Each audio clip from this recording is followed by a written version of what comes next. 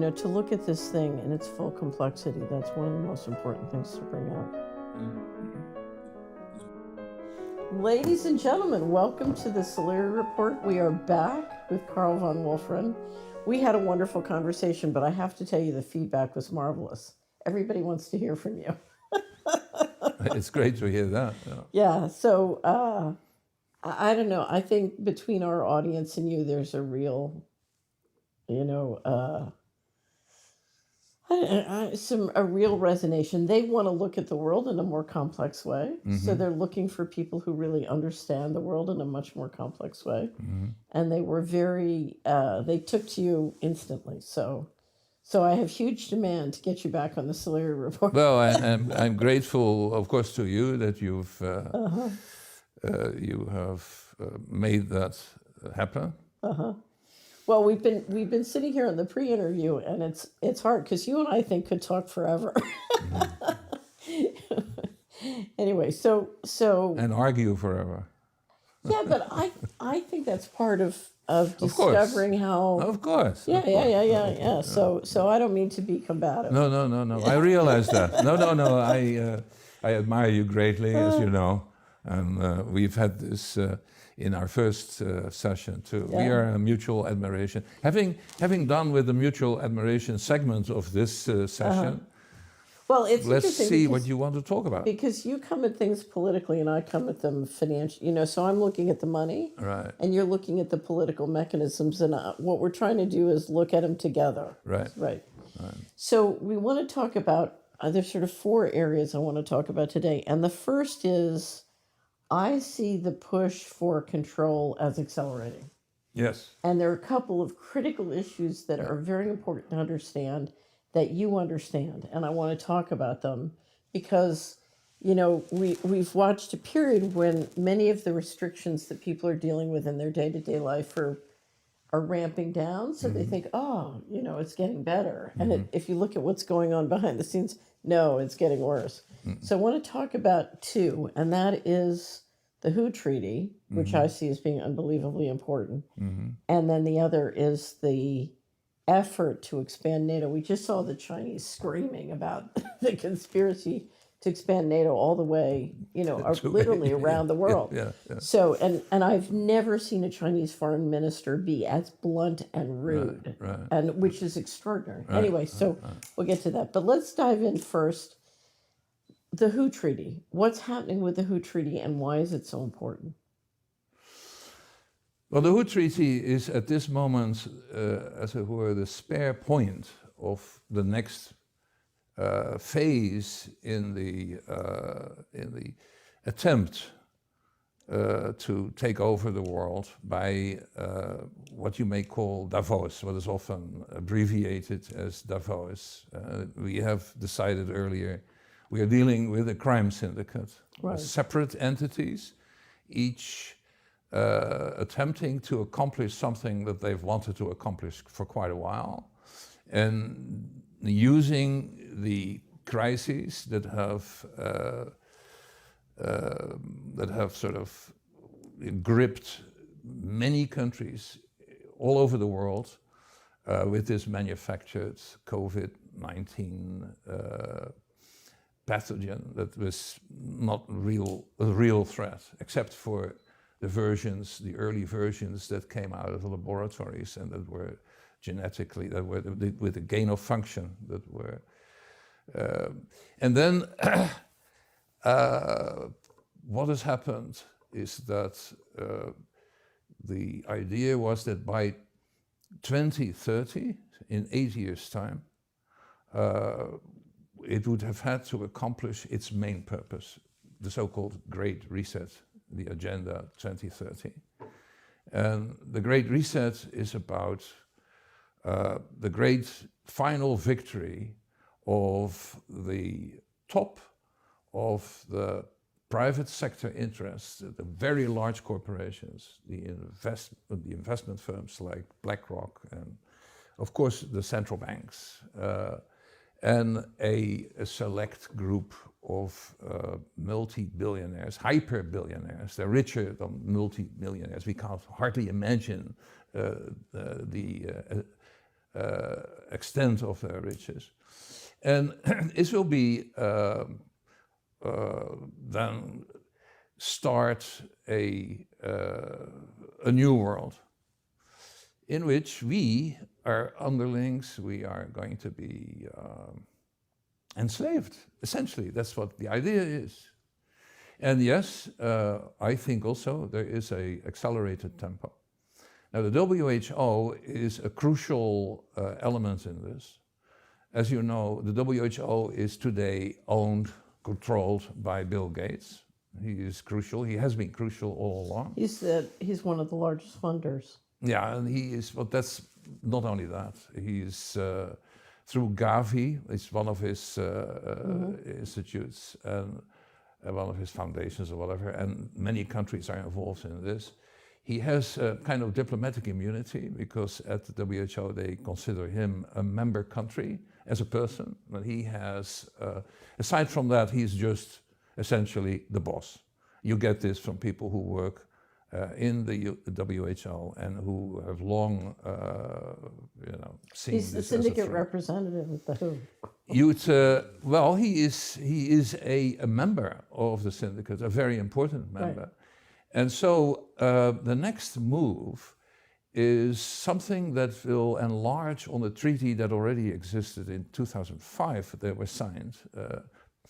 Countries had no idea what the result would be, but they signed a treaty that said in case there is a pandemic, we will have the WHO advising, and it was unclear whether it was just advising or dictating to the health officials of every country to follow their instructions. Right. So nobody could be against that. We were, the WHO is a reliable UN outfit, and who would think what happened eventually, of course, was that we had 2 years of an attempt to establish a totalitarian system because of these totally insane and completely unnecessary instructions originally from the WHO, but then later gained their own momentum through instructions through, say, the American health system, Fauci and a lot. And of course the same in Europe. At this moment, they are conferring for a new treaty, and that treaty will give the WHO the authority to dictate to all countries policies related to the next pandemic. Right. And the next pandemic could be a health pandemic, but also a pandemic following from natural events like this other crazy thing, the climate hysteria about the human emission of CO2.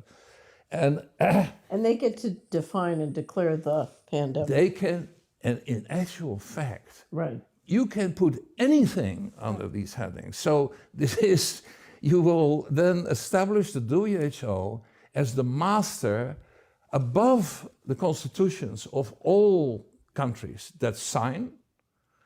It's the end of all national sovereignty. Exactly. Right. The only country so far that has publicly said, very openly stated, we are not going to sign anything, is the Russian Federation. And I think other countries are leaning that way. You have 4 countries that are not members of WHO. There are 4. Well, there's North Korea is not, and there are some countries, but they're not considered part of an important part of the. So this is the next step, and if they sign, I'm not sure. I think it's I think that 2/3 have to sign. So let me ask you, the first press release that the WHO put out this year said that they were pushing for signatures and a treaty to go into effect in May 2024. That's right. But there's been an indication now, particularly from the Americans, that they think they can jumpstart the process and get it done in 2022. Is that correct? Well, you see, we have another thing happening, and that is the new pandemic coming at us, and that is avian flu. Right. And already they are killing very large numbers, millions of feathery creatures in the US, and I think it's coming in Europe too. There is already signs here and there. Right. It's the new misinformation about the threat of of another virus. I'll put the link up with this. There's a very good documentary by the UK Column on one of the last times they played this game and slaughtered millions of livestock in Britain using the Imperial College models. We know how well they work. Right.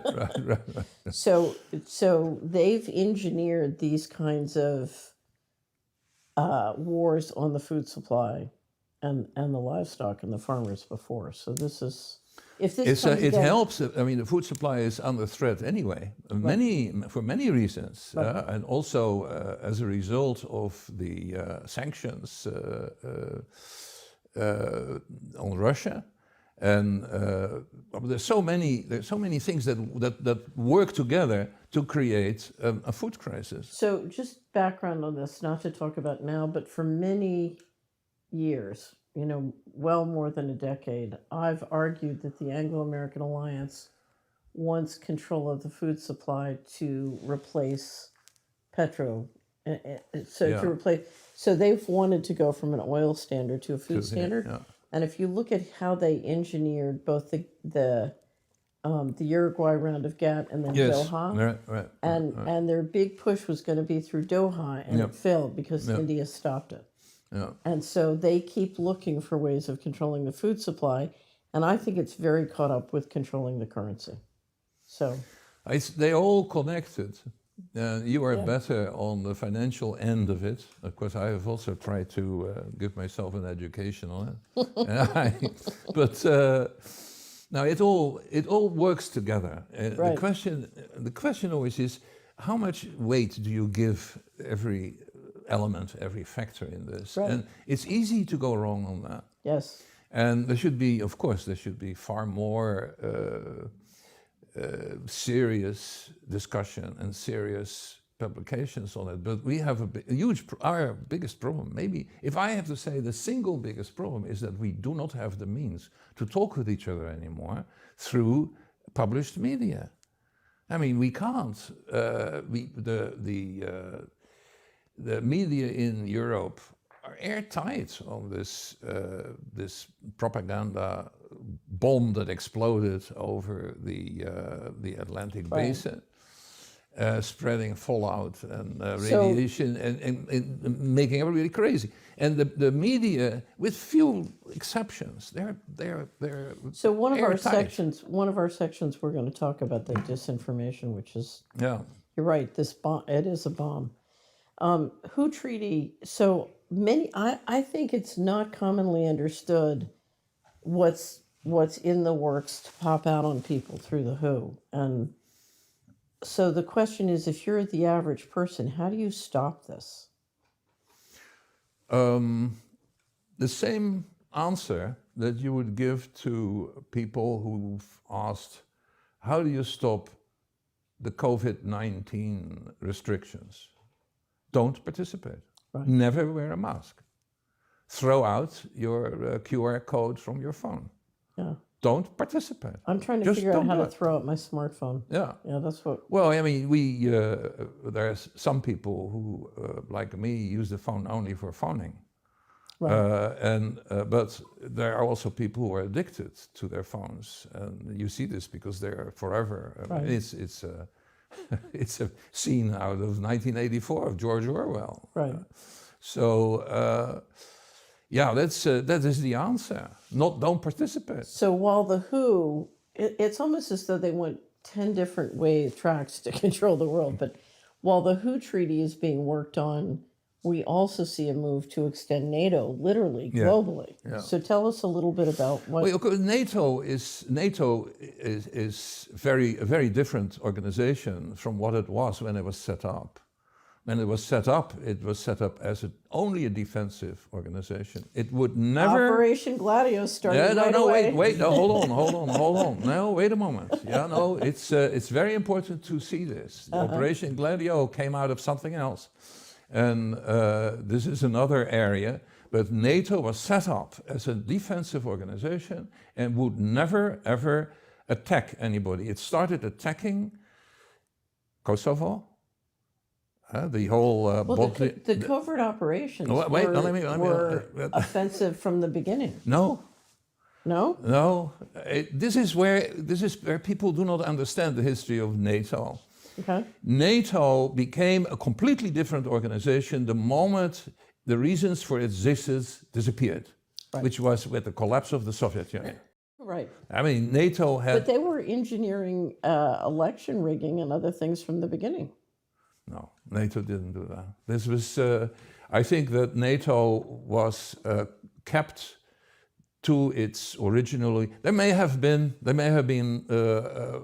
operations that people didn't know about and that perhaps some people in NATO participated in. That I think is quite possible. But it started operations that were offensive the moment the reasons for its existence had disappeared. Right. There was a time when the reasons for its existence disappeared, when there were genuine discussion in Europe, also in the Netherlands, about should we abolish it right away, or should we enlarge it and turn it into an association for collective security, and then we invite the Russian Federation to participate, and the former countries of the Warsaw Pact. Of course, they were the vassal states of the Soviet Union, the satellite countries. And there was a discussion that was taken seriously for a bit, but Washington wanted a unipolar world with unchallenged hegemony over the entire world. That's after the collapse of the Soviet Union. Right. And you know, they were in a position to make that credible, that was possible. And of course, I think they had most of Europe on their side, on the American side for this. But NATO then was used. It was very useful because NATO was, of course, a piggyback for the military-industrial complex. Exactly. It's only Europeans to buy American stuff. And the military-industrial complex, that is an engine that runs on, it's like a freewheel. It just continues and continues. So it could be replaced by another engine that is good as a Keynesian engine underneath the economy, like looking after infrastructure, etc. Well, I think we discussed that the last time. Right. And but that means making so many changes and killing off so many profitable channels to too many people that it hasn't happened. But NATO then. So NATO has steadily gained membership across Eastern Europe. Is that? It was Clinton. That was It was Clinton. That of course it was Baker. James Baker had promised to Gorbachev. This was when the issue of German reunification was being discussed, and Gorbachev was obviously worried about a united Germany, because after all, the Germans had been a problem, to put it mildly, for Russia for a very long time. And so James Baker said that NATO would not extend 1 inch eastward. And that promise was later confirmed by many European heads of state. So it's not something that you can say, well, it's net news or something, that it's fake news, which of course is what the so-called fact checkers are saying. It's not true, it's fake news. No, it's not fake news, and you can trace it. Many heads of state concurred. Right. So what happened was that Clinton also, people are not sure why, maybe because of the Polish vote or something like that. It's hard to, there's a number of theories. He just suddenly made several countries a member. And this is something that... Do you remember the year, the first year he did? No, I would have to... Okay, we'd have to go look it up. I'll look it up. This is, well, Clinton, I mean, when was he president? And after that, it became much more, because then it became clear you could use those in NATO who were willing, the coalition of the willing that was under George W. Bush, you could use them for operations. You could use them to clear up things. You could use them to do certain tasks that American military didn't want to do in Iraq, in Afghanistan, and so on. And then, of course, it starts expanding. The North Atlantic Treaty starts expanding to the North Pacific. This is, of course, against China. And this goes on. I think that what has recently happened, and this I'm running ahead of the story, which you may not like, but it's we are also seeing the beginnings of the end of NATO. It can't continue. But that's a story we get to later. Okay. So Clinton started with the bombing of Kosovo. You know, we started to see the NATO become very, really on the offense. So why did Europe agree to that? Why did Europe go along with NATO turning to literally military offense?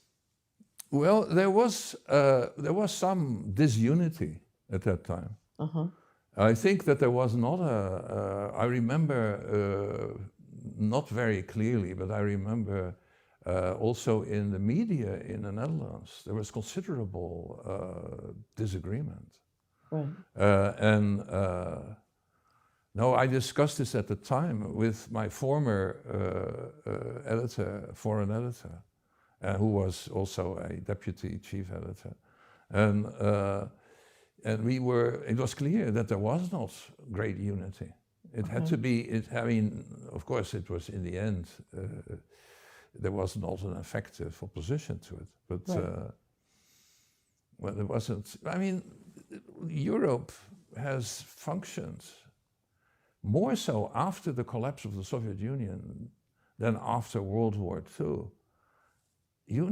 Europe was a bunch of vassals of the US, but originally the Except idea. for the UK. No, well, no, also, you know, I remember moments, times where the Brits were told, no, you have to go to another window for this. You know, it's that began during. I mean, the post-war, the Cold War, Europe was more of a ally, a genuine ally. Of course, a subordinate ally. There was never any doubt who was the primus inter pares, of course. There was never any doubt about that. But it became a vassal. I mean, the alliance changed, and it became a system of vassalage after the collapse of the Soviet Union. So NATO has moved steadily, has added members steadily, Yes. and is encircling Russia. Yeah. But they're also making moves into Asia. So we get to the Ukraine, and one of the big issues, of course, in the Ukraine was Russia was clear they did not want Ukraine going into the EU or NATO. Now, let me just stop there and tell you a story. In 2019, I went to Copenhagen with a friend who was giving a speech. And believe it or not, the reason I went to Copenhagen is I've always wanted to see Little Mermaid. So it was kind of a break for me. And I accompanied him to his speech. Mm-hmm. And he was speaking about anthroposophy. He was not there to talk politics. But in the middle of the speech, he just happened to make a reference to NATO. He wasn't talking about NATO. He wasn't there to discuss NATO. He wasn't interested in NATO. It just came up. And a man in the audience, and it was a very respectable, well-educated, well-heeled audience, small, broke in, interrupted him in the middle of the speech, which is extraordinary in a conversation like that, and said with absolute fear in his voice, "Do not mention NATO. We could go to you can be prosecuted and go to jail if you criticize NATO." And the whole audience, the whole place just froze. And I tried to confirm this later, and my understanding is legislation had been proposed, but I'm not clear that it had passed. I could never get final confirmation on that. But you were not allowed to discuss NATO. And the fear in the room was extraordinary. And I thought, Could it what have happened been- in Denmark? Well, but that might have been in connection with some particular Danish political moment, Right. Because that kind of situation I don't recall existing here or in Germany or. So in this Belgium, was Danish legislation. I will tell you, I just got back from Sweden, and the tension over the last decade in Sweden of the pressure Yes. from the Americans to join NATO. I mean, it sounds like a political war that Yeah. is just Yeah. extraordinary. And of course, we've seen the articles about the politics in Finland. So Well, the pressure. this is again. It's an impulsive move, an impulsive statement by the Prime Minister of Finland, who is a very young lady, and she is on social media, and she feels the pressure, this pro-Ukraine pressure, etc. And she wants to demonstrate virtue. I mean, she is part of a generation that believes in a lot of virtue signaling of many things. I mean, that is clear. I also think that she is still wet behind the ears, and she then spontaneously said, "I have to we have to apply for membership." I don't think that the Finns, who have the longest history of working with the Russians in some sort of with an arrangement throughout the whole.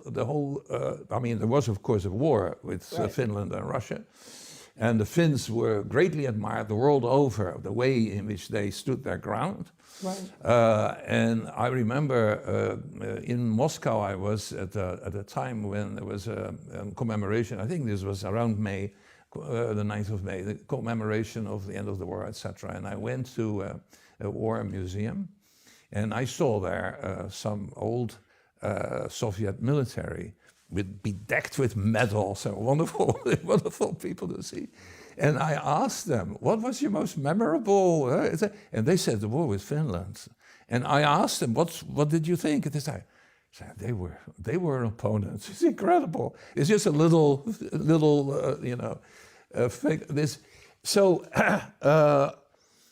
I don't think that the Finns who are still there in Finland, whereas this young lady who calls herself prime minister because she's happened to win an election, that these people who have the experience of working with Russia are going to say, yes, why don't we become a member of? I don't think so. So, but when you look at these two efforts, the Yeah. Treaty and the NATO, I just see, I didn't send it to you. I just saw an extraordinary speech in April by the Chinese foreign minister. You know, the Chinese are always so careful, always so, not threatening other people's face. This guy was furious and basically made it sound like NATO was a conspiracy to take over the world. And he referred to it coming to. You could see how frustrated and angry he was, and just it was bubbling over with his frustration, and you've seen that from the Indians too. So, but you see this push by you almost have I almost have this image of the health guy saying, "Oh, we can take over the world first." So it's like a race by different cartels. The military guys are trying to take it over through NATO. The weapons manufacturers are trying to take over the world through the NATO, and the health guys are trying to take it over through the WHO. And it's a race of these different cartels to assert complete central control. And the frustrating thing about it is, it in one sense, it's so ridiculous. Of course it is. It's so ridiculous, but the harm that it's doing is so devastating. Well, the reaction also, I think, you have to see the reaction in terms of, you are insulting our intelligence, my intelligence. You dare make fun of us. Don't do that. Right. I mean, this is, I don't think that they are scared of NATO expanding in NATO is not going to be effective anywhere.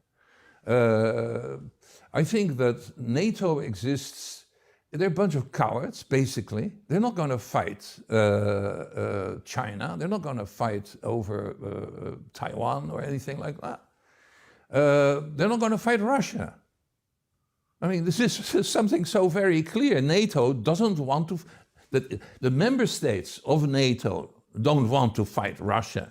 I mean, right. Stoltenberg, the Norwegian head, the official head of NATO, says that it is about time that we do, but the member states won't fight Russia in Ukraine. Of course not. They're volunteers. Right. And there are there are instructors, NATO instructors that have infiltrated the military, the Ukrainian military since 2014, since the coup d'etat. So one of the issues that many people listening to this, or some people may not understand, is that there is a provision in the NATO agreements, Article 5, so that if one country is attacked, it's a collective self-defense. All the other countries automatically have to help defend. That's right. So if America should have a false flag and then exercise an Article 5, everybody has to join the war on terrorism because America's been attacked. If they still believe it. Well, there's a lot of disbelief. No, I think really? Why would that be? I think this is important to see that the official facade of NATO. I mean, you mentioned Article 5. In its whatever you call it, the charter, it says that a country can only become a member if it's invited to do so. You can't apply for membership, and then it can only be accepted by the rest of NATO if that country is not involved in a war or in a situation where it could easily be drawn in war. I mean, this is part of the charter. Right. So the NATO, by saying, become members, and Ursula von der Leyen goes to Kiev and gives Zelensky a list of fill in, and if you fill it in right, this is about the EU, but it is the same. It works the same way with NATO. It's well, here's the question: did Zelensky have his shirt on, and was he wearing leather pants? No. Anyway, some of this is too silly to be, to be taken seriously. Right. But it is a problem, of course, because NATO is a facade, and you can do a lot of things behind that facade, and you can claim, the Europeans are with us. The Europeans are engaged by NATO. They can't have their own foreign policy because they have NATO. And it is when you have a defense policy that is looked after by the US, then you can't have a foreign policy that is independent. I mentioned to you, I just saw the video of the French reporter reporting on the fact that the Americans were running the Ukrainian military. Well, they're running. This is something. They are running the people that volunteer to fight in Ukraine, which means there's certain death if they ever get caught. So these people are sorted out by American officials. So it's the Americans but we know that behind the scenes, the Americans are in fact running the military operation. So it sounded to me as though it was a military veteran, but probably a mercenary or contractor. That's what it sounded like to me. I think that of course there are contractors. There's a whole. I think we discussed this the last time. But we see more and more that like Mariupol, the big steelworks in Mariupol. There's a whole network of tunnels underneath, and they're hiding the most steadfast of over 1,000 normal Ukrainian soldiers. So that's the original Ukrainian armed forces have surrendered and have gone home. Right. They've gone home. They could go home to their wives, don't come back fighting us, and it's all fine. But there are some the diehards are underneath. This is the what is remained of the Azov, so-called Azov battalion, Right. and they have foreigners with them in this complex. And it's generally understood that there is a significant detachment of the French Foreign Legion. Of course, they're also, they're specialists in this kind of thing. Plus an American general. Plus. One of my concerns is the dramatic increase in corporate mercenary capacity has given. Yeah, there's Eric Prince and what is now called Academy. But it's given the I call it the Anglo-American alliance, the capacity to cook these things up. Outsourcing of war. Yeah. And we've seen this in... But to outsource war so you can cook it up to the point where you can build the coalitions to get... We've seen it in Iraq, we've seen it in Afghanistan. I think at some point in Iraq, from what I remember, half the fighting people there, or half the military people there were mercenaries. So I just met with people who have a lot more experience in European politics than I do. And I said, why would the Germans go along? Because the whole idea of the global chessboard is keep the Germans from getting together with the Russians. Why would the Germans go along with this? And he said, the Germans have been promised the Ukraine. The German industrialists, they think they're going to get the Ukraine, and they're kind of, licking their chops, and they think it's going to work. They would absolutely love it. They would. It's that Azovstal, that complex that I mentioned just earlier, is the biggest steel. It's I think two factories. It's the biggest steel works in the world. Right, and then you have the and it could do a lot. I mean, it could be very valuable, of course, to the Russians and to the Germans, as you say. Now, if the Germans manage to become friends with the Russians, then they have a good chance. And who knows? But if they can pick the whole thing up, if they can pick the whole thing up cheap through NATO, they can't. I mean, what can they NATO think do? they can. No, I don't think that. I think no, I don't think so. No, of course not. How can they? How could they? I think. And NATO would have to occupy Ukraine. I think that all they have to do is get the Ukraine in the EU.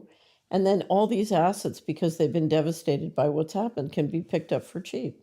No, but the Ukraine is not going to be part of the EU.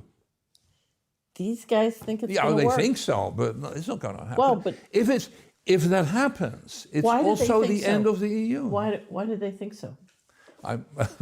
We are told to lower our voices. I thought the editor could sort of turn up and down. But these guys think they're going to win.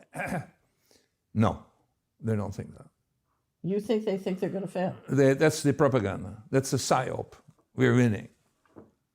No, I don't mean they're going to win. And the idea that the NATO is winning in Ukraine is part of the psyop.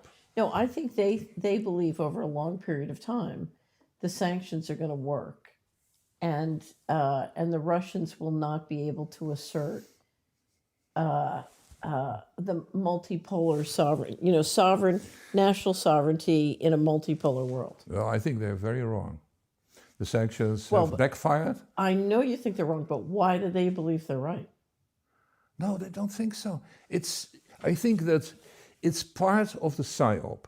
You mislead a lot of people, and those people include some of the people that are pretty high up in governments and in institutions that participate in government. Of course. So these people may believe it, but the people who think, the people who have worked it out, the people who've really thought it out, and they're not being reduced to zero, those people, in the US or in Europe, they don't believe that. They see this as a result of the psyop, of the succession of psyops. I think the Brits and the Americans really believe they're going to win. I think they think over a long period of time, the sanctions will so drain Russia, and the demographics in Russia are going against Russia, that they can end up relatively in a more powerful position than if they didn't do this. The demographics part I have not studied closely, but I have seen what has happened as a result of the sanctions, which has forced Putin to take a number of measures that have really backfired and that have, of course, created a situation in Europe that's almost untenable, and that is going to force the German industrialists to come to some decision at some point pretty soon. You have the CEO of the largest chemical corporation in the world, BASF, saying that if this continues and if we don't change the situation, then Germany is going to suffer through the absolute worst conditions comparable to the German conditions at the end of the war. So you have to think of inside Germany Quite at the end of the extraordinary war. statement. It's unbelievable. Right. And he is a very important industrialist. Right. And there are many other German industrialists who think like him. And they want Nord Stream 2, they want the gas, they want the unimpeded flow from the other gases. It's 40% to Europe. And it's at the moment they cannot do that, of course. At the moment, everybody has to demonstrate it's virtue signaling from here to there. But why? But at some point, they're going to work on, and then Scholz will have a decision to make. Is he going to step down? Is he going to change his government? Is he going to, or is he going to be replaced? Right. Okay. We are living in revolutionary times. I guarantee you that. And that's as a result of what Putin has done in reaction to the sanctions and the freezing of Russian assets in Western Now, banks. do you believe that part of the goal, and I'll just call it the Anglo-American alliance, do you think one of their goals is regime change and they think they can get it? Regime change where? In Russia. It's always, this is a desire that is very old, that goes back, of course, to the Yeltsin years, Right. when it almost happened. Well, my impression is the Americans made a decision not to bring the government down completely. I mean, they just, they wrecked the place. But they were afraid of, if there was no government, what would happen to the nuclear capacity. It's what they said. No, I think that Russia was on the point of disintegration. Right. When Putin inherited the presidency from Right. Yeltsin, the last day of the 20th century. It was New Year's Eve, 20th century. And he was immediately aware of the great threat to the Russian Federation of disintegrating. It would fall apart in feudal type, and the oligarchs had established themselves as minor Right. princes with their own armies, their own police force and everything. And so what Putin had to do from the outset was an enormous complex balancing act with not one opponent, but with a whole assortment of opponents. And these were the Atlanticists in Moscow and in St. Petersburg, who believed that the future as part of Europe and the whole Western thing was preferable. And of course, maybe they were thinking correctly, but it was the United States didn't want that, because that would have meant, a undermining of the hegemonic ambition. So then, gradually, Putin managed to organize the oligarchs. It's a long story, and very interesting story. Some could remain, and others were sort of in exile or self-imposed exile. Mm-hmm. And he did so very well. It was when I saw that happening, I thought, this is a statesman of a caliber that we haven't seen anywhere. This is so well done. I mean, this is Bismarck. This is so.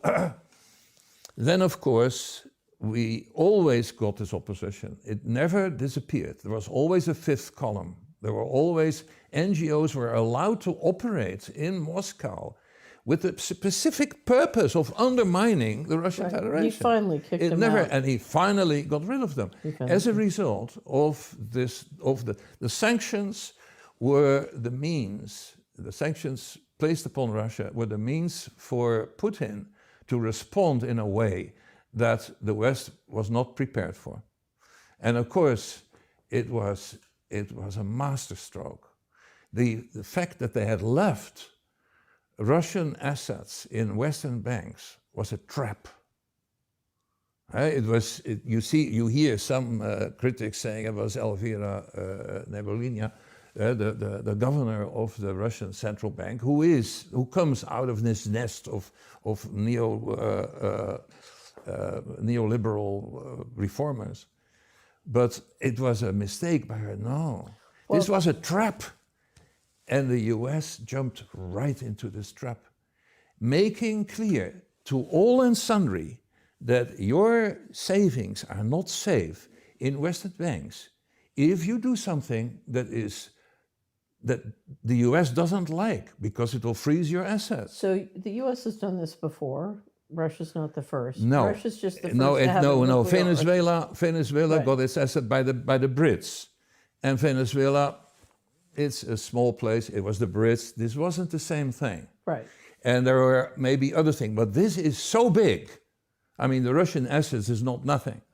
It was so big that this was momentous. And what it has meant is that it's the end of the petrodollar. Finished. So, but let me just say, because it's getting more complicated. They froze the Russian assets and the central banking assets. Yeah. But what they've also done, the first payment by the Russians, so the United States debt is approximately 140% of their GDP. Russia's debt is approximately 18%. Yes, practically nothing. So Russia does not, the Anglo-American alliance always put people in a debt trap, and they can't put Russia in a debt trap. Right. That's part of the lesson Russia learned after the 90s. That's right. So on the first debt payment, the Russians, I think it was Citibank, agreed to process the payment, and the payment got made. Now the Western banks are refusing to process the payment. So even though the Russians can't use their money sitting in the bank accounts in the Western banks refuse to process their payment to pay the debt. And they're trying to take the position that the Russians are defaulting on their debt. In my world, this is called a contrived default. Yes. Because they're not letting you pay the debt service, and then they're saying you defaulted. It doesn't concern Putin.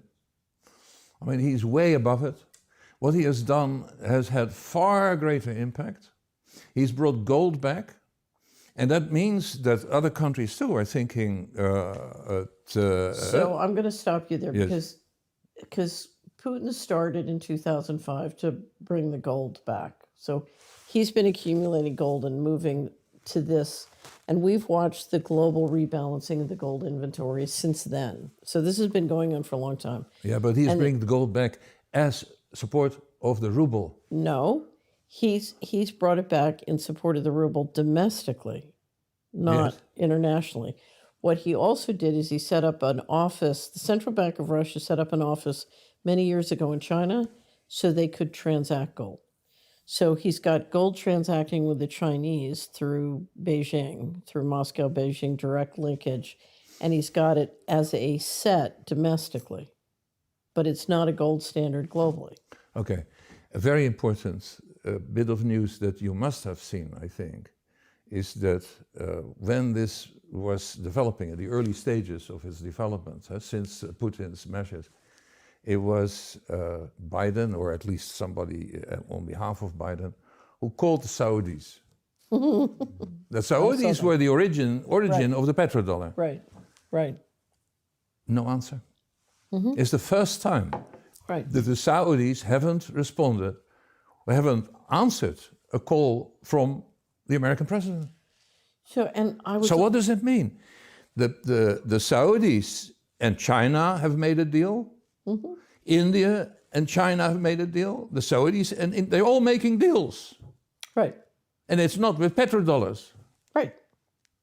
It's with gold and their own currency. Right.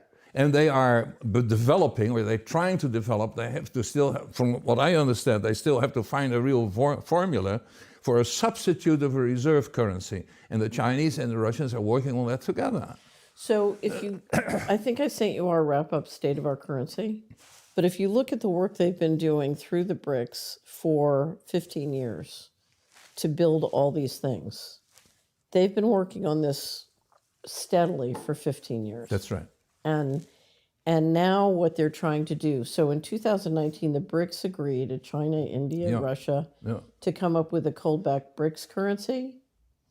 That's when the Americans moved with the going direct, and the G7 bankers moved with going direct. And to a certain extent, going direct was meant to sort of jump the curve on the BRICS plan. And so the BRICS thing kind of seemed to fall apart. And now they're trying to negotiate a commodity-based basket. Yeah, that's another one of the things. Instead of and just it's out of,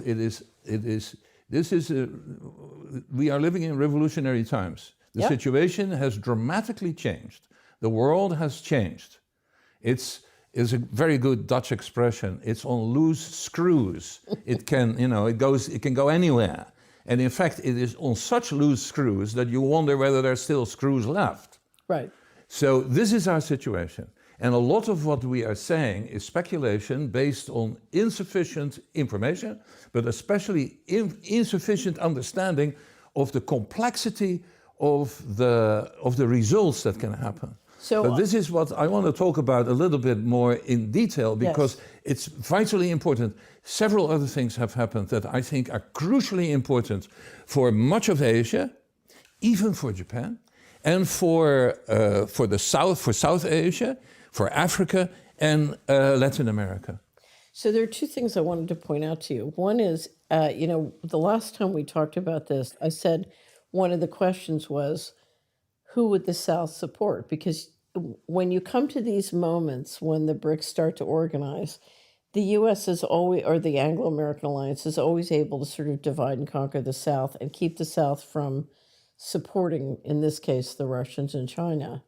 And if you look at the map... They're intimidated all the time. Well, but here's the thing. If you look at the map, nobody's come swarming in support of the Anglo-American alliance. The South has not gone along. I mean, exactly. That's what I'm saying. Well, that's big. Yeah, that's huge. It's huge. It's huge. It's huge. Okay, so I want to mention something else.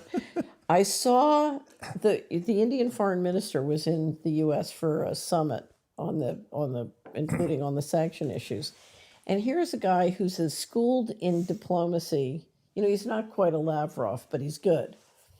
And he's shaking with frustration because they're trying to get him to say that the Indians will go along with the sanctions on buying Russian gas. Let me finish. I have a prediction. Okay. And he's literally shaking. He's saying, he said, the U.S. and Europe is currently importing in an afternoon more Russian oil and gas than we buy in a month. Right.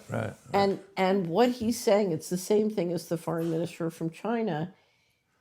The divide is, to these people, words have no meaning, and they feel free to say up is down and down is up. And he's trying to negotiate as if words have meaning. Yeah.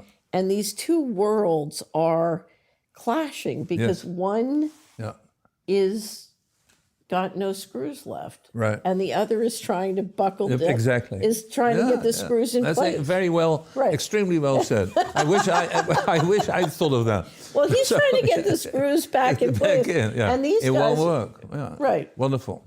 Right. Maybe this is the title of your. Anyway, my predictions, small predictions. With India, we are going to see an American media, that's going to get itself worked up about human rights violations in India. Prediction. For Pakistan, it was too late. It happened before anything could be predicted. I was stunned that they were able to take Khan out. I couldn't. A regime change in Pakistan. Right. There are millions on the streets in Lahore and Rawalpindi, everywhere. Really? They are not accepting it. That is fantastic. It's unbelievable. And then you think, okay, the Pakistan military are in a powerful position. Right. Evil tongues say they run the show, but they are not going to settle for this. And also, Really? You think? already, Wow. now Okay. we don't know for sure, Right. already the Pakistanis have so much benefit of Chinese One Belt, One Road infrastructural investing. They're not going to sit idly by and allow this color revolution, regime change to continue. So unless Washington pulls something out of its head that is at this moment impossible to predict, and that is a possibility,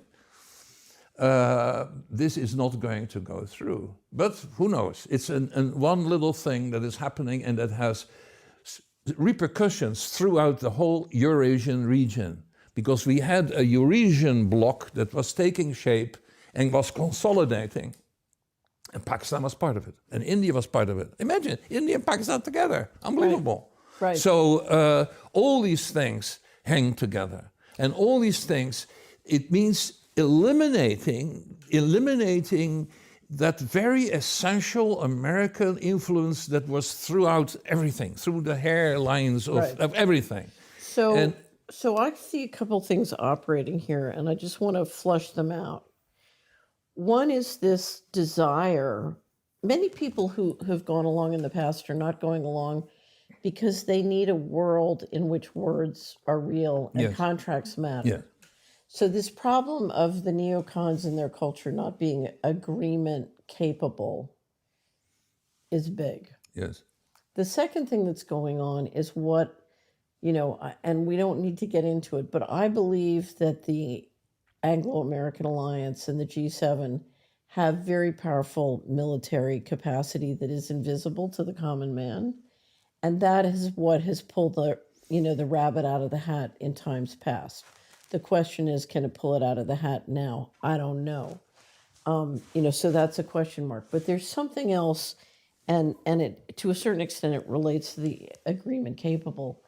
I think that what is coming through the leadership on the American side is a culture which is so offensive to so many people that they would rather die fighting than live with it. Well, and Putin has given that voice more than anyone else. Yes, absolutely. I think that we can come back to this when I want to go into this a little bit more fully. But on the US, we all know we'll have midterm elections in November. Very important. We all know that the laptop Hunter Biden's laptop is being revealed, what is on there. We all know that the Democrats must be extraordinarily embarrassed with Biden and maybe telling him, why don't you resign in peace and give us a chance to not come out completely down in November. We know that many things are happening, and we know that there is no unity between the federal government and many of the states. We have DeSantis in Florida, we have Mexico, we have Texas, and they are not online. What is forbidden in one state is obligatory in the next with masks, and you can go on a long time. So the US, I saw that as a possible point of light in our future, because Europe is totally hopeless at the moment. Has been now. The whole 2 years of COVID-19 has been hopeless. But in the US, you saw a little spark of hope.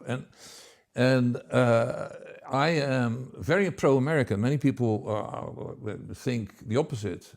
Because I also in Japan, I kept saying, watch out with your relationship with the US, and you should not behave as slaves. But I'm not anti-American. I think that the American ruling segment was hijacked by the wrong people, and it started with what we discussed earlier, this whole notion of unipolar rule. and then whatever happens after, you can go into details, etc. But this is a very important element in all this, absolutely. because the Great Reset, the Great Reset, Davos or whatever you want to call it, the question is whether the US is still going to go along with that. Many parts of the US are not, I think. But then we come back, then we are talking about the financial bunch that is in the Great Reset, the criminals in the financial world, both the central banks and the Fed, of course, and the investment managers like BlackRock, Larry Fink, and the like, etc. There's an area where many things could still happen, also as a response to what Putin is trying to do. But I think at some point, I don't know whether you want to do this now or whether you followed your train of thought, because I am respectful of what how you wanted this to go. But so there's been this controversy about, on one hand, you have the control grid, which new technology makes it possible for extraordinary central control using digital means. So the passports, the CBDCs, and we've written a lot about that. So you have technology building a control grid. At the same time, which compromises individual sovereignty. At the same time, it's not just individual sovereignty, it's national sovereignty. So you have the Russians and the Chinese pushing hard to protect their national sovereignty, India too. At the same time, if you look internally, they are each in different ways implementing this control grid internally. So, and I believe that control grid very much compromises individual sovereignty, which raises the question, and which creates a lot of confusion. Are they fighting for national sovereignty but looking internally to control individual sovereignty? So this control impulse is very. I can imagine an answer to the question whether, because these are opinions that do the rounds, that the Chinese and the Russians are in some three-dimensional chess kind of way, secretly and blah blah, part of the Great Reset. So that's the question: are the Russians and the Chinese part of the well, I call it the going direct reset. Yeah. Okay. So you're adamant that they are not a separate faction; they're really separate. Even though, if you look at, they're loyal, they've pledged allegiance to the Sustainable Development Goals, and they show up at the World Economic Forum. If you read the Sustainable Development Goals, I don't think anybody disagrees. It's poverty should be wiped out, insecurity should go. We should have an environment that's safe. We should. I mean, but we know, we can read into this what it actually meant, what is actually happening. But on the surface, on the face of it, nobody disagrees with the... Right. It all sounds perfectly reasonable. So, I mean, if when Putin meets Xi Jinping at the opening of the Olympic Games, the Winter Games, and they come out with a manifest, the bureaucrats have put that in because everybody, it's cut and paste. Okay, it means nothing. It's not that Putin and Xi Jinping have been discussing the World Economic Forum in those terms. No, they've been discussing the world in very different terms. And you have to read. You have to really read and listen to what they're saying. And that means no unipolar world. We want a multipolar world, and we want respect all around and cooperation all around, and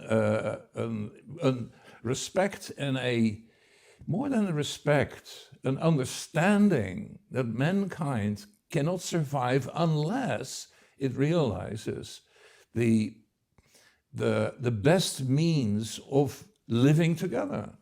Right, but if you look at the control grid they're putting into place domestically, the question is, do they want national sovereignty, but do they want to end individual sovereignty within the country. I think that the control grid, the digital, the face recognition, whatever they do, it's a technology that gives a government, any government, the kind of means to keep a check on the population.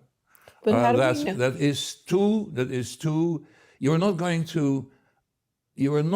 to do away with it unless there is a very strong public outcry against it, which forces you to come up with a different domestic policy.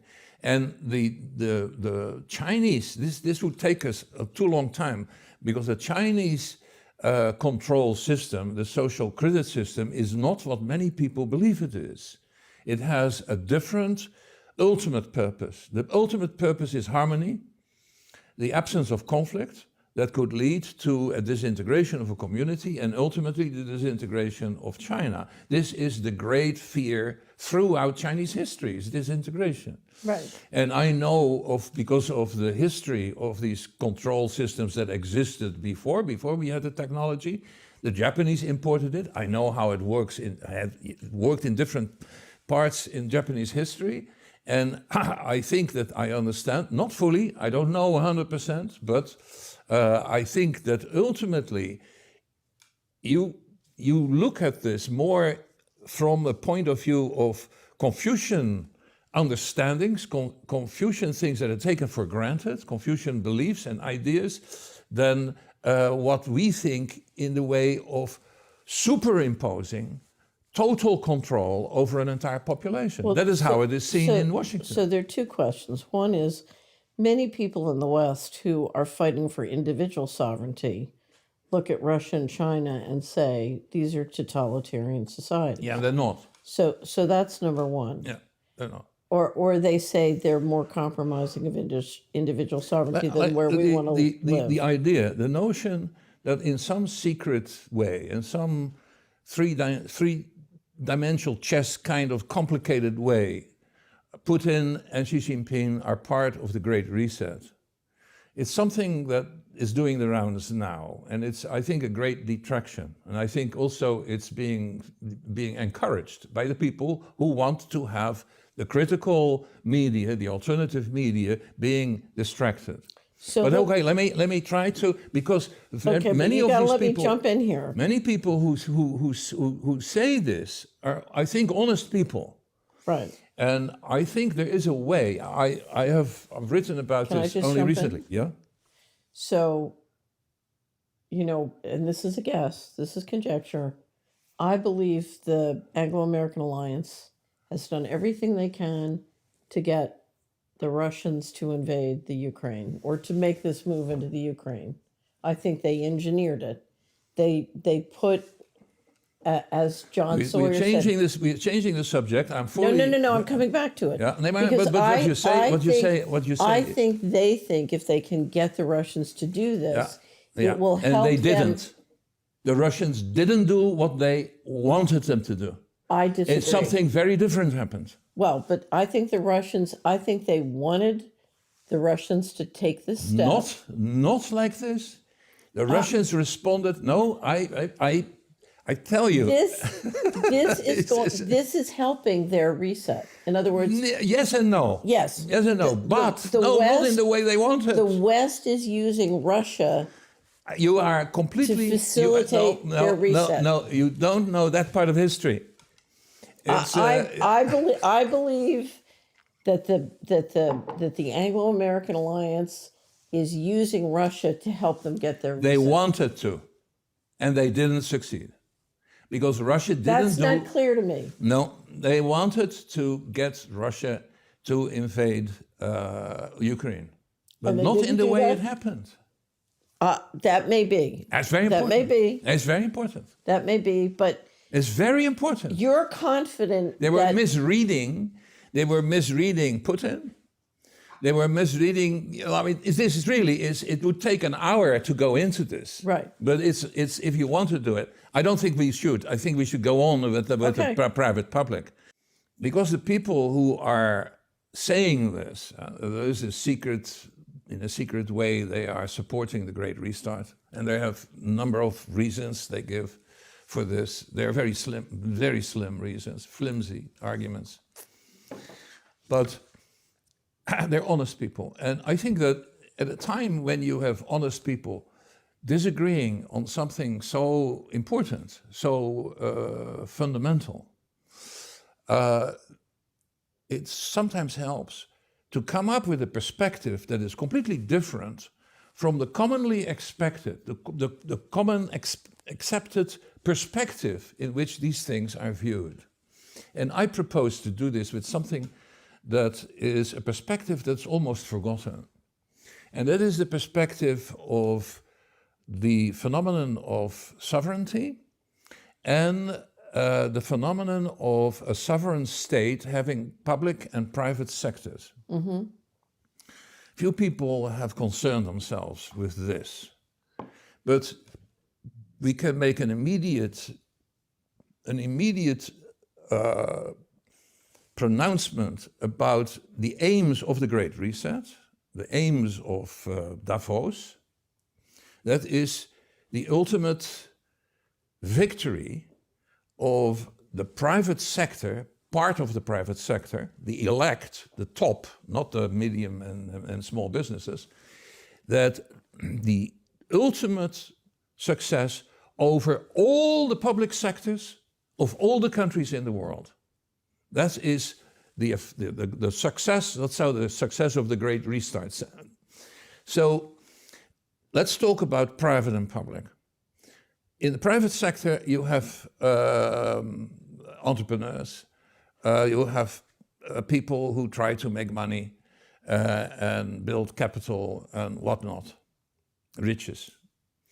In the public sector, if it functions the way it's supposed to, you have officials who make sure that the interests of the public, all of us, are looked after. And at the same time, of course, that includes also those things that are necessary for the continuation of the state. Without the state, you don't have sovereignty of anything. Right. The state can be sovereign. And if you take away the sovereignty of the state, it means, a very important thing, it means that citizenship is no longer possible. Because you can only be a citizen of a sovereign state. And it is the public sector that makes sure that your interests as a citizen are looked after in one way or another. Uh-huh. So keep this division in mind, public and private. What we see in Russia is the reassertion by Putin of the sovereignty of the Russian Federation, of the state. He has been trying to achieve this by what we mentioned earlier, by gradually getting rid of the opponents that belong to the neoliberal cliques in the cities, the fifth column, people who wanted to undermine Russia and so on. And he is now more successful than he has been before. The firing of Chubais was for me the ultimate example of this.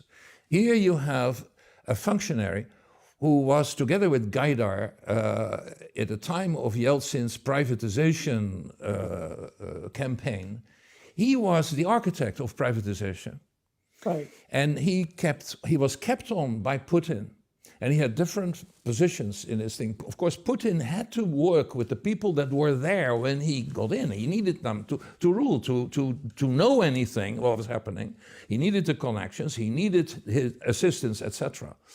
And he kept, and the last function that Chubais had was as a kind of emissary to the World Economic Forum, to the sustainable things, etc. That was his official function. He's out. Very dramatic, because he was a very well-known and a hugely important figure. Very dramatic move. As just an example, Putin is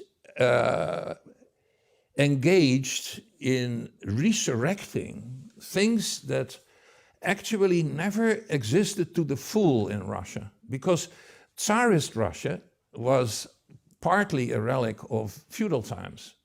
Now, of course, Tsarist Russia had developed beyond feudalism, but it hadn't had the history that the Europeans post-feudal countries. I mean, the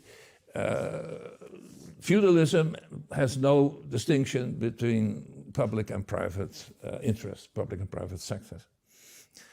They emerge gradually over the course of some 200 years with the bourgeoisie, with the importance of cities, with the guilds, with lots of things. Very interesting history.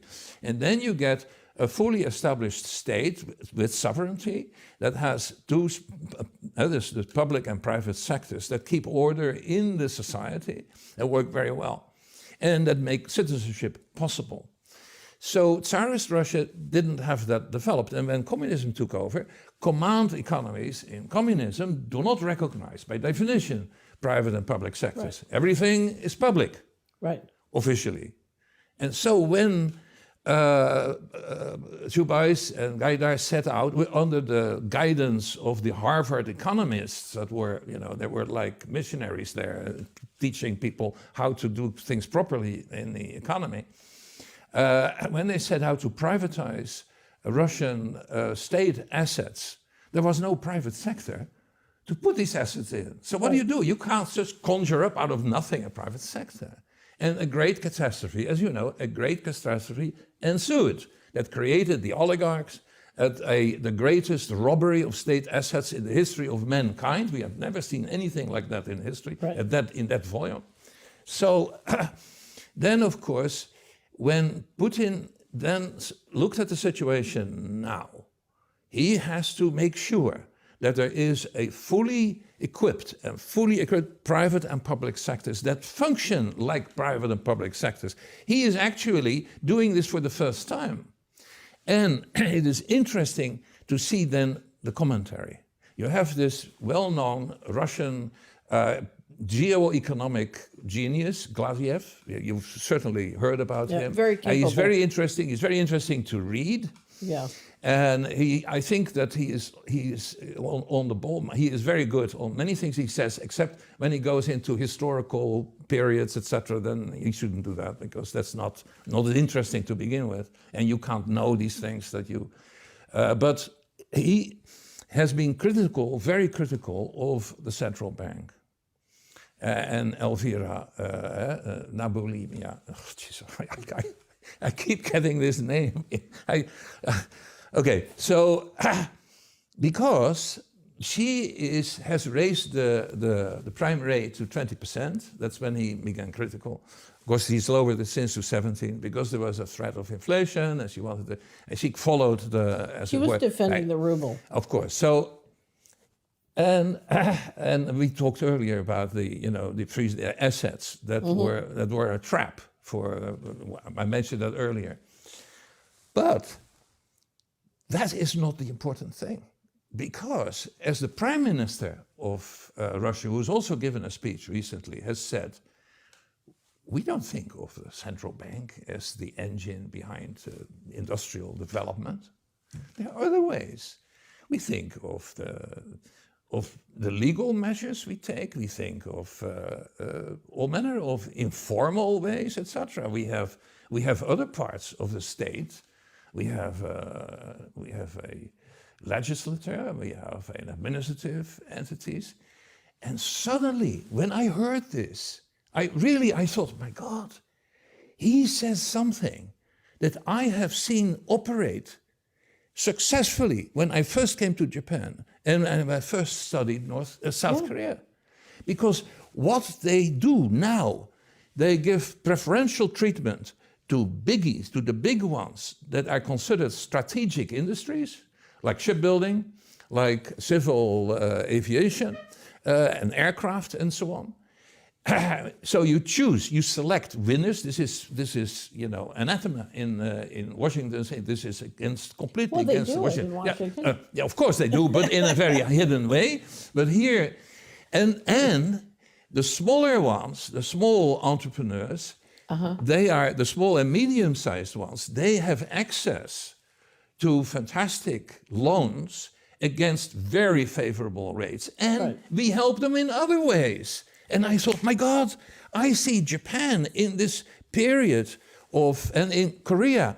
What this means is import substitution industrialization. It's a mouthful, but it was a very important formula that was used at one time, in the time when people were very concerned about the underdeveloped world. Right. That was then called developing world, the third world, whatever you wanted to call it. They used that recipe, import substitution industrialization.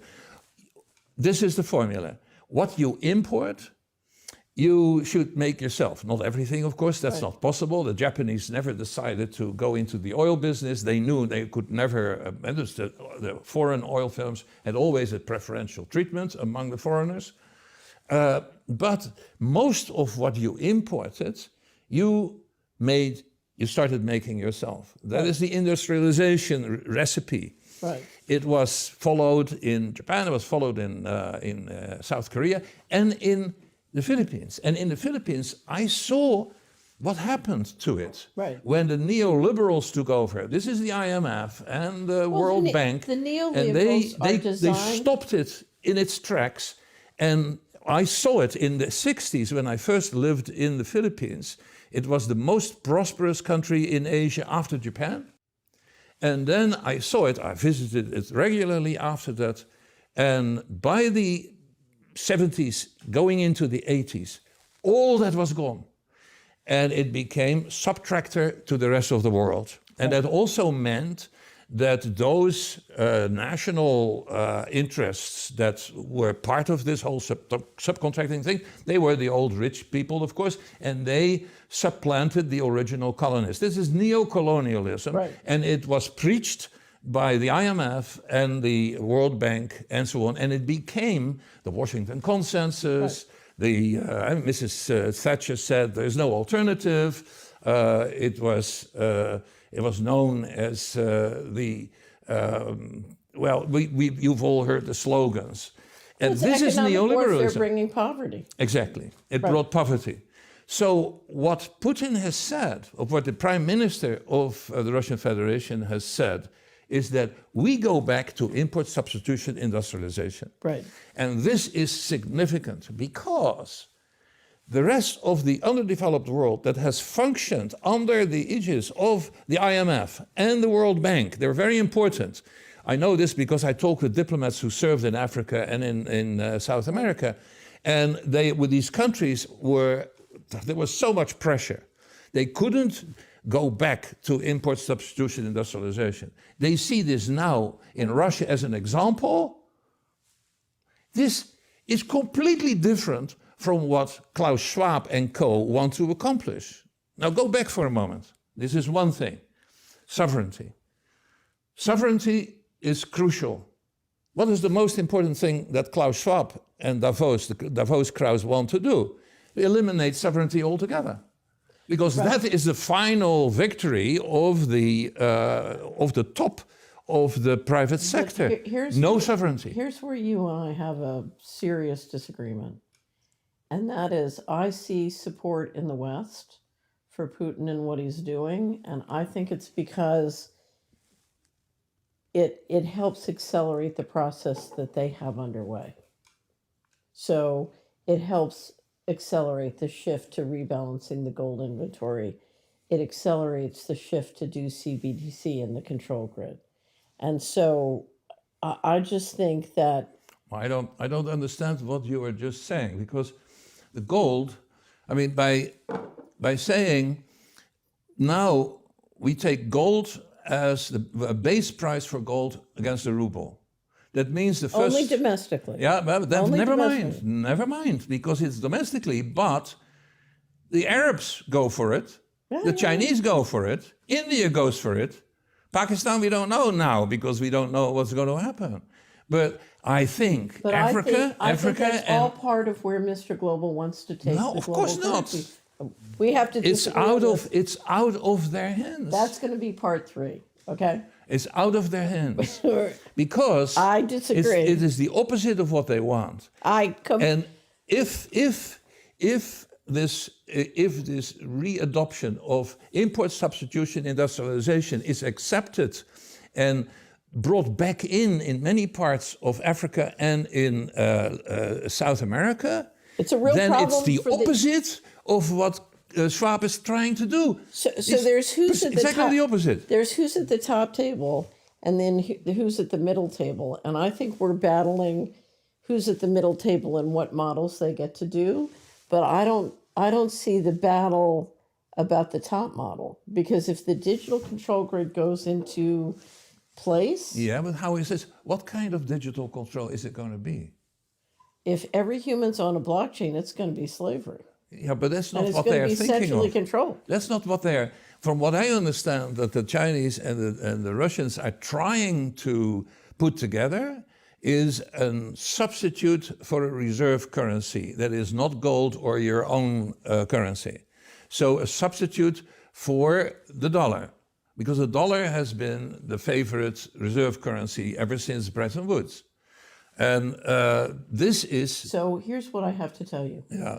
Mr. Global couldn't care less whether it's the dollar or wampum. What Mr. Global wants is 100% digital, because that's the control. And Not depends on how you set it up. I have looked at the Bitcoin system and the other allied and competing cryptocurrency things, and there are different models that work differently, and you can find ways that are impossible to break into. There are other ways that are easily manipulable. There is a whole world out there, and there is not one kind. But it's not just, I'm not talking about crypto, I'm talking about digital. Yes, Because that is in fact- digital. Well, so is Visa. No, but no, I mean, no, I mean, it's you talk about blockchain in a way that like Bitcoin works. What I'm talking about is an all digital system which can be controlled centrally using AI and software. So, Yes, but and you could do it with Visa. If you study this crypto world, this cryptocurrency world, then you see that there are ways that are not controllable. I totally disagree. No. I know the Totally arguments. disagree. I know the arguments. Totally disagree. We don't know what the Russians and the Chinese until now have come up with. But I can assure you that they will do everything in their power to make sure that they can't be hijacked by Schwab and co. This is something we can be absolutely sure of. So here's part of, and I think this is totally true. You know, the Russians and the Chinese, whatever their control grid is, they want it run by Russians and Chinese as opposed to the City of London. Okay, so we're debating who the middle management is in the control grid. I think there are people who would like not to have a digital control grid. Yeah, yeah. I'm one of them.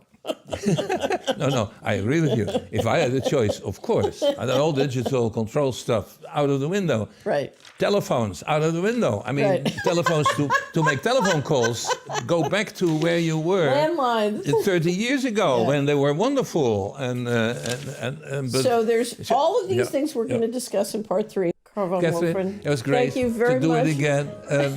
Notwithstanding our the things that we could bet upon, and one of us This is how we figure it out.